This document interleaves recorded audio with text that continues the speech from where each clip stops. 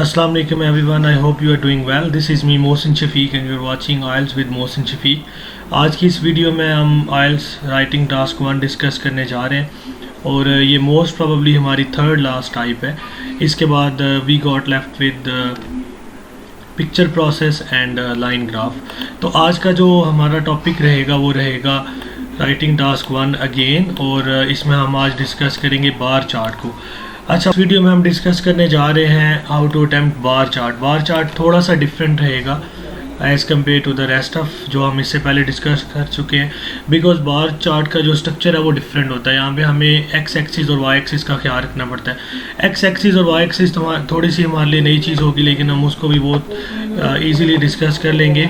सो हम without wasting time चलते हैं आज के चार्ट की तरफ और फिर हमें आइडिया होगा कि हमने इसको किस तरह अटैम्प्ट करना है. व्यूअर्स, ये हमारे पास बार चार्ट है और बार चार्ट को थोड़ा सा मैं आपको समझाता हूँ ताकि आप लोगों के लिए फिर ये फर्दर ट्रबल कॉज ना करे. कि when it comes to bar chart तो हमें इन चीज़ों को इंश्योर करना होता है कि हमारे वाई एक्सिस के ऊपर कौन कौन सी चीज़ें हैं और हमारे एक्स एक्सिस के ऊपर कौन कौन सी चीज़ें हैं. ओके, यहाँ पे अभी हम नोटिफाई करते हैं इन तमाम चीज़ों को कि हमारे पास क्या क्या चीज़ें गिवन है. Okay, if we talk about bar chart तो हम देख सकते हैं कि हमारे पास 2 कंट्रीज़ हैं.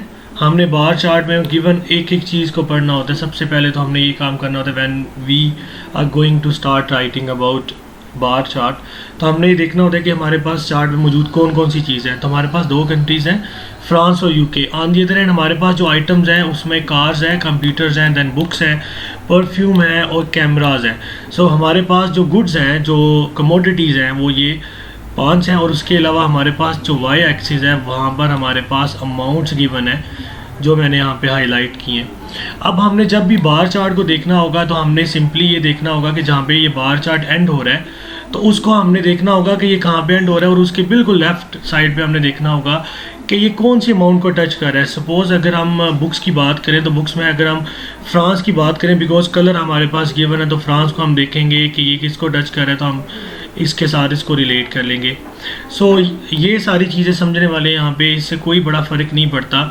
जब हम पाई चार्ट की बात कर रहे होते हैं तो पाई चार्ट में हमें सारी परसेंटेजेस गिवन होती हैं तो हम वहीं से उसका जर्नल और स्पेसिफिक मार्क कर लेते हैं. लेकिन यहाँ पे हमें थोड़ा सा वर्कआउट करना पड़ेगा. हमें देखना पड़ेगा कि हमारे पास डिफरेंस कितना है रिलेट करके अपने वाई एक्सिस के साथ. ठीक है, तो इसमें ऐसा सच कोई ट्रबलसम बात नहीं है.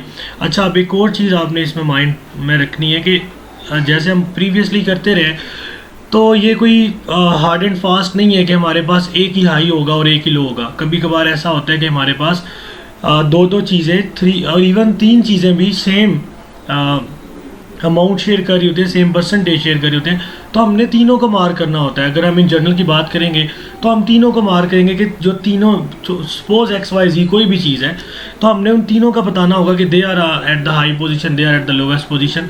तो ये पॉसिबल है कि हम जब भी, तो दिस शोज़, आप देखें आप चार्ट बिलो लिखा हुआ है, बिकॉज चार्ट सिंगुलर है तो यहाँ पे लिखा हुआ है शोज़. अगर चार्ट्स होते तो यहाँ पे शो होता. The expenditures of 2 countries, the expenditure of 2 country on the consumer goods in 2010. तो हमारे पास ये इन्फॉर्मेशन गिवन है और इसके ऊपर अब हम कमेंट करने जा रहे हैं. सबसे पहले हमने वही काम करना है, हमने इंट्रोडक्शन में सिर्फ इसके सिनोनिम्स को बदल के रीस्टेट करना होगा. तो आइए देखते हैं कि मैंने इसको किस तरह रीस्टेट किया और मैंने कौन कौन से सिनोनिम बदले, फिर मैं आप लोगों को इसके ऊपर एड्रेस भी करूँगा.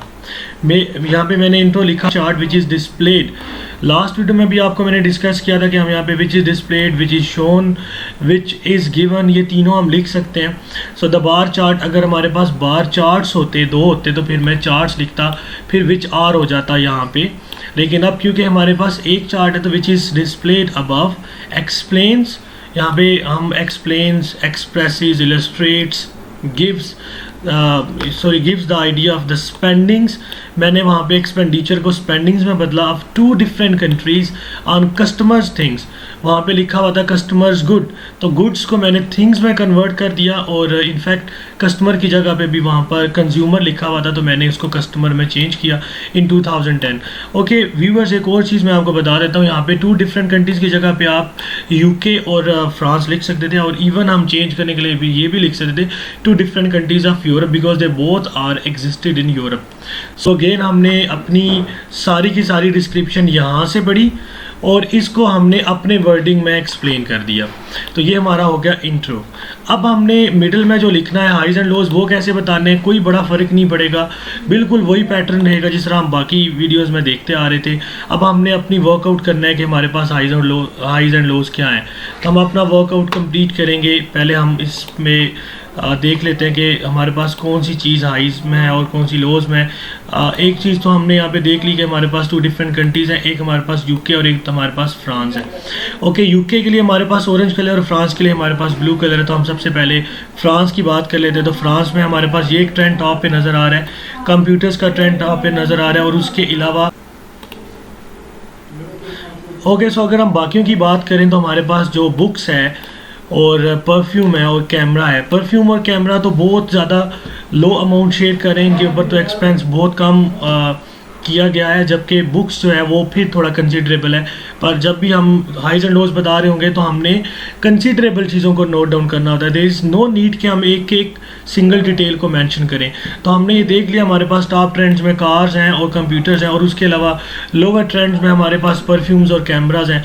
अब हमने सिंपली जब भी हम जर्नल लिखेंगे तो हमने बता देना है कि इन फ्रांस हमारे पास 2 टॉप ट्रेंड्स ये हैं, और जबकि दूसरी जानिब हमने बताना होता है कि लोअर ट्रेंड में हमारे पास परफ्यूम्स और कैमराज हैं।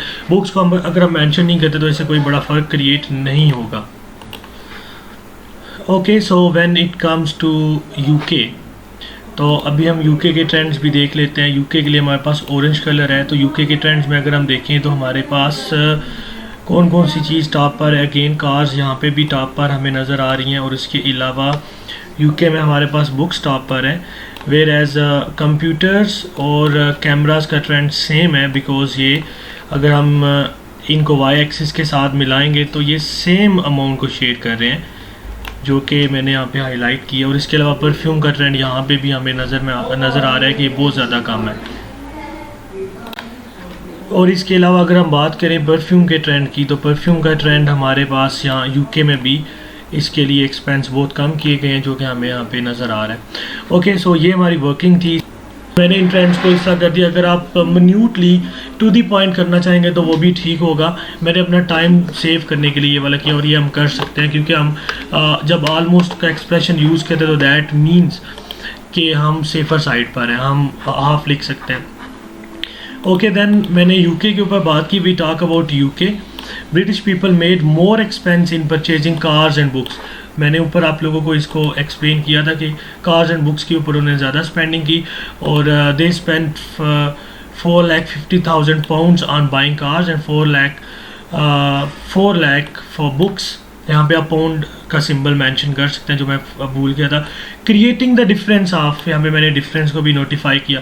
While on the other hand UK spend less money in buying perfumes and cameras, और उनकी भी मैंने यहाँ पे एक्सपेंसेस को मार्क किया और रिस्पेक्टिवली लिखा, जो मैं ऊपर एक्सप्लेन कर चुका हूँ।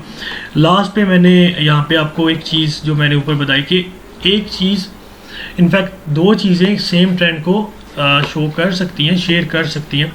तो हमने यहाँ पे मैंने आपको एक्सप्लेन किया था कि when it comes to UK, तो यूके में हम देखते हैं कि हमारे पास सेम ट्रेंड आ रहा है। किस किस का? हमारे पास यूके में कंप्यूटर्स का और कैमरास का सेम ट्रेंड आ रहा है। अगर हम इसको वाई एक्सिस के साथ देखेंगे तो हमारे पास सेम ट्रेंड आ रहा है इसका। सो इसको मैंने सेम ट्रेंड के तौर पर लास्ट पे एक्सप्लेन कर दिया। यहाँ पे मैंने लिखा computers and cameras was sharing the same amount in the given year. Given year का मतलब यहाँ पे 2010 है। सो दैट्स हाउ मैंने इसको एक्सप्लेन किया। अगेन मैं वर्ड क्यों यूज़ कर रहा हूँ, बिकॉज मैंने 2010 एक्सप्लिसिटली मार्क कर दिया है। अगर मैं नहीं करूँगा तो मैं प्रेजेंट पे एक कमेंट कर सकता हूँ। आई होप कि मेरी इस वीडियो के बाद बार ग्राफ करना भी कोई प्रॉब्लमेटिक नहीं रहा होगा। और meanwhile you can share your comments, your feedback and your suggestion to my YouTube channel, and below the comment section I would love to receive your suggestions and all that. So signing off, we'll see you with the new content and new video. We got left with just 2 types of task 1. Number 1 is picture process, and second one is line graph. And take good care of yourself. I'm signing off. Goodbye.